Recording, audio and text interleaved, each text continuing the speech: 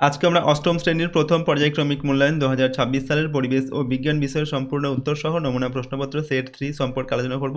তো চলো এই ভিডিওতে আমরা ক্লাস 8 এর ফার্স্ট ইউনিট টেস্ট 2026 পরিবেশ ও বিজ্ঞান বিষয়ের এই প্রশ্নপত্র এবং তার উত্তরগুলো দেখে নিই। তো তোমাদের ফার্স্ট ইউনিট টেস্টে বা ফার্স্ট সামেটিভ ইভ্যালুয়েশনে 30 নম্বরের পরীক্ষা হয় এবং সময় থাকে 1 ঘন্টা। ওকে, দেখো এই প্রশ্নপত্রের প্রথম কি রয়েছে, 1 নম্বর দাগে বলা হচ্ছে সঠিক উত্তরটি নির্বাচন করে লেখো। প্রথমে 12টি প্রশ্ন দেওয়া আছে এবং প্রতিটা প্রশ্নের মান হচ্ছে 1 নম্বর করে। 1 নম্বর দাগে ঘর্ষণ বল সব সময় সংস্পর্শে থাকা তল দুটির সঙ্গে কিভাবে ক্রিয়া করে। তো দেখো এখানে অপশন রয়েছে লম্বভাবে ক্রিয়া করে না, সমান্তরালভাবে না, তল দুটি গতিশীল থাকলে ক্রিয়া করে। উত্তর লিখবে সমান্তরালভাবে। এরপর এসআইতে বলের একক ডাইন পাউন্ডার নিউটন না কুলম্ব। তো এসআই পদ্ধতিতে বলের একক হচ্ছে নিউটন। এরপরের প্রশ্ন হচ্ছে পচা ডিমের গন্ধযুক্ত গ্যাসটি হলো ক্লোরিন, হাইড্রোজেন, অ্যামোনিয়া না হাইড্রোজেন সালফাইড। তো সঠিক উত্তর হবে হাইড্রোজেন সালফাইড, যেটার সংকেত হচ্ছে H2S। ওকে, এরপর উভধর্মী অক্সাইড হলো sulphur dioxide, zinc oxide, calcium oxide, carbon dioxide. তো উভধর্মী অক্সাইড হচ্ছে জিঙ্ক অক্সাইড।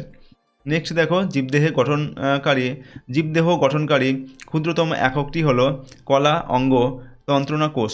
তো জীবদেহ গঠনকারী ক্ষুদ্রতম এককটি হচ্ছে কোষ। পরেরটা হচ্ছে দেহের তাপমাত্রা নিয়ন্ত্রণ করে পেশি কলা, স্নায়ু কলা, যোগ কলা না আবরণী কলা। তো দেহের তাপমাত্রা নিয়ন্ত্রণ করে কে? আবরণী কলা। পরের প্রশ্ন দেখো 1 কিগ্রা ভরের বস্তুকে পৃথিবী ড্যাশ নিউটন বল দিয়ে টানে 8.9, 8.8, 9.8 না 9.9। তো উত্তর লিখবে 9.8 নিউটন বল দিয়ে টানে।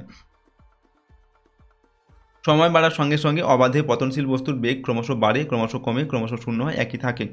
তো সময় বাড়ার সঙ্গে সঙ্গে অবাধে পতনশীল বস্তুর বেগ ক্রমশ বাড়ে। নেক্সট হচ্ছে জলের স্ফুরণাঙ্ক হলো 0 degree Celsius, 100 degree Celsius, 72 degree Celsius না 40 ডিগ্রি সেলসিয়াস।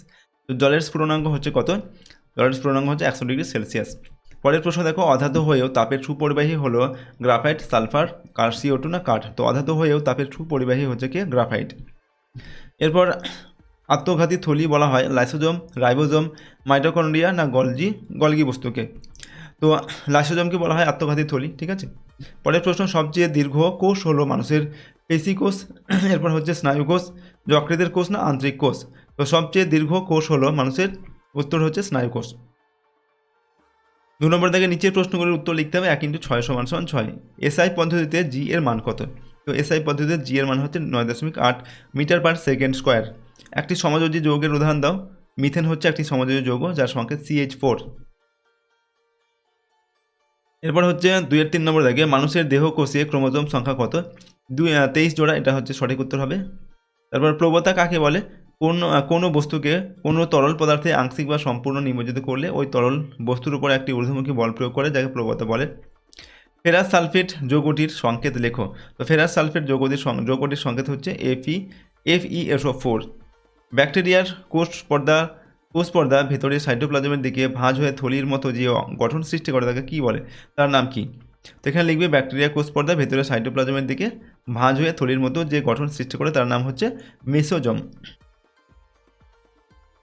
3 নম্বর হচ্ছে নিচের প্রশ্নগুলির উত্তর দাও। 3 × 2 × 6 = 12। প্রশ্নের মান 2 নম্বর করে। 3-এর প্রশ্ন আর্কিমিডিসের নীতিটি লেখো বা সূত্রটি লেখো। তো স্থির তরল বা গ্যাসীয় পদার্থে কোনো বস্তুকে আংশিক বা সম্পূর্ণ নিমজ্জিত করলে বস্তুটির ওজনের আপাত হ্রাস হয়। এই ওজন হ্রাস বস্তুর নিমজ্জিত অংশ দ্বারা অপসারিত তরল বা গ্যাসীয় পদার্থের ওজনের সমান। 2 নম্বর হচ্ছে মেসোজোম কি, এর কাজ কি? তো ব্যাকটেরিয়া কোষের প্লাজমা মেমব্রেনের ভিতরের দিকে ভাঁজ হওয়ার অংশকে মেসোজোম বলে। এর কাজ হচ্ছে মেসোজোমে ব্যাকটেরিয়া কোষের শ্বসন ঘটে। তারপর দেখো 3 নম্বর আইসোটোপ কি, এর উদাহরণ দাও। একই মৌলের বিভিন্ন পরমাণু ক্রমাঙ্ক একই কিন্তু নিউক্লিয়াসে ভিন্ন সংখ্যক নিউট্রন থাকার জন্য ভর সংখ্যা আলাদা হলে এদের পরস্পরকে আইসোটোপ বা সমস্থানিক বলে। যেমন হচ্ছে ক্লোরিনের 2টি আইসোটোপ হলো, একটা দেখো এটা হচ্ছে একটা অ্যাসিড, 2টি আইসোটোপ। এখানে হচ্ছে এদের যে পরমাণু ক্রমাঙ্ক এক কিন্তু ভর সংখ্যা আলাদা। এই দুটি পরমাণু ক্রমাঙ্ক সমান অর্থাৎ 17 কিন্তু ভর সংখ্যা আলাদা।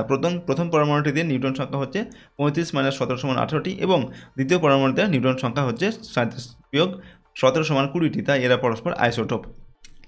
এরপর হচ্ছে কুলম্বের সূত্রটি লেখো। এক ডাইন বল কাকে বলে? তো কুলম্বের প্রথম সূত্র হচ্ছে সমধর্মী চার্জ পরস্পরকে বিকর্ষণ করে এবং বিপরীতধর্মী চার্জ পরস্পরকে আকর্ষণ করে। আর দ্বিতীয় সূত্র হচ্ছে কোনো নির্দিষ্ট মাধ্যমে দুটি বিন্দু চার্জের মধ্যে ক্রিয়াশীল আকর্ষণ বা বিকর্ষণ বলের মান চার্জ দ্বয়ের গুণফলের সমানুপাতিক, চার্জ দ্বয়ের মধ্যবর্তী দূরত্বের বর্গের ব্যস্তানুপাতিক এবং এই বল চার্জ দ্বয়ের সংযোগ সরলরেখা বরাবর ক্রিয়া করে। ডাইন কিনা যে বল 1 গ্রাম ভরের কোনো বস্তুর উপর ক্রিয়া করে 1 মিটার পার সেকেন্ড স্কোয়ার ত্বরণ সৃষ্টি করে তাকে এক ডাইন বলে। তারপর কোনো মৌলের পরমাণু ক্রমাঙ্ক কাকে বলে? কোনো মৌলের পরমাণুর নিউক্লিয়াসের যত সংখ্যক প্রোটন থাকে সেই সংখ্যাকে ওই মৌলের পরমাণু ক্রমাঙ্ক বা পারমাণবিক সংখ্যা বলে। ভাজক কলার দুটি কাজ লেখো। তো ভাজক কলার দুটি কাজ হচ্ছে, 1 নম্বর, ভাজক কলা ক্রমাগত মাইটোসিস পদ্ধতিতে বিভাজিত হয়ে উদ্ভিদ অঙ্গের বৃদ্ধি ঘটায়। উদ্ভিদ দেহে কোনো অঙ্গ উৎপাদনে নতুন পাতা, শাখা, কাকি, মুকুল ও স্থায়ী কলা উৎপাদনে সাহায্য করে। তারপর 2 নম্বর, ভাজক কলার দ্বারা উদ্ভিদের ক্ষতস্থান পূরণ হয়। ঠিক আছে, তো নেক্সট প্রশ্ন দেখবো আমরা। তো এই ছিল দেখো তোমাদের ক্লাস 8-এর ফার্স্ট ইউনিট টেস্ট বা ফার্স্ট সামেটিভ ইভ্যালুয়েশন 2026 সালের পরিবেশ ও বিজ্ঞান বা সায়েন্স সাবজেক্টের একটি কোশ্চেন পেপারে আমরা উত্তর আলোচনা করলাম, সম্পূর্ণ প্রশ্ন উত্তরগুলো তোমরা ভালোভাবে প্র্যাকটিস করে নেবে। এর আগে আমি আরও দুটো সেট দিয়েছিলাম, 3 নম্বর সেট, এরপর 2-1টি সেট তোমাদের দেবো। সব সেটগুলি তোমরা প্র্যাকটিস করে নেবে, তাহলে কিন্তু এই সেটগুলোর মধ্যে থেকে তোমাদের প্রশ্ন সাধারণত পরীক্ষাতে আসে।